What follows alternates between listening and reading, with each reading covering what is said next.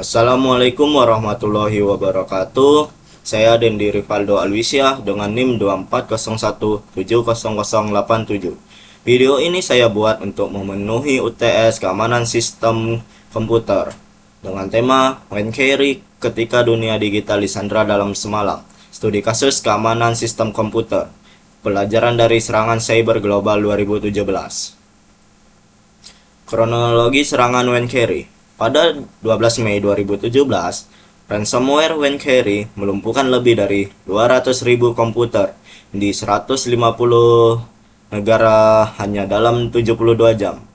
Target utama adalah institusi dengan sistem Windows yang tidak diperbarui, rumah sakit, pabrik, bank, dan pemerintah. National Health Service atau NHS di Inggris menjadi korban paling ikonik dengan 80 lebih rumah sakit terdampak. 19.000 janji temu medis dibatalkan dan ambulans dialihkan. When Carry mengenkripsi dokumen dan database penting, lalu menuntut tembusan $300-600 dalam Bitcoin.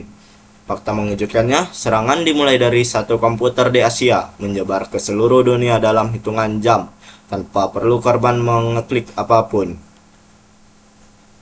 3 penyebab utama di balik bencana ini itu ada eksploitasi Eternal Blue, kerentanan pada protokol SMB-V1 di Windows memungkinkan peretasan mengakses sistem dari jarak jauh via port 445. Eternal Blue adalah alat rahasia NSA yang bocor ke publik oleh kelompok Shadow Brokers pada April 2017.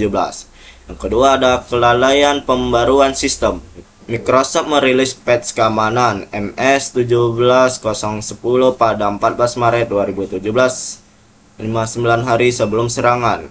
Namun banyak organisasi masih menggunakan Windows XP 7 tanpa update karena alasan biaya atau ketidaktahuan.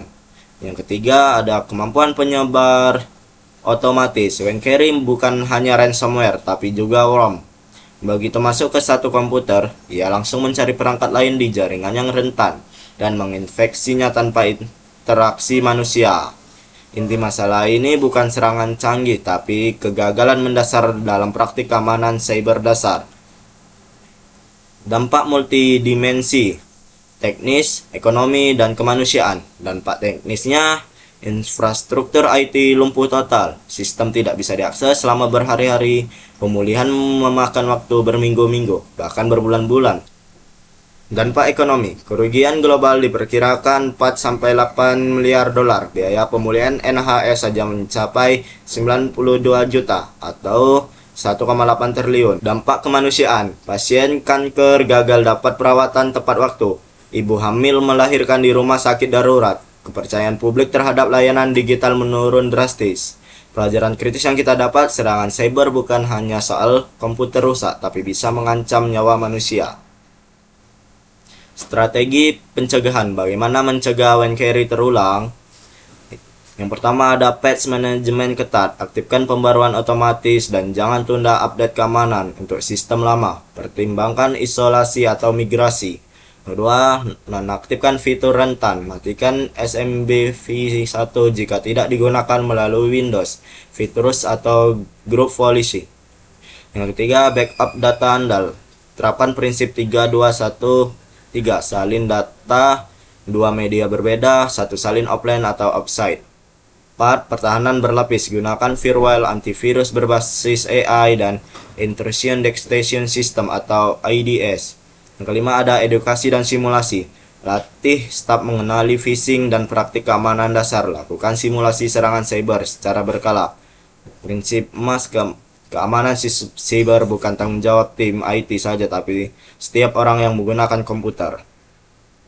Kesimpulannya adalah When Carry sebagai cermin kesiapan digital kita.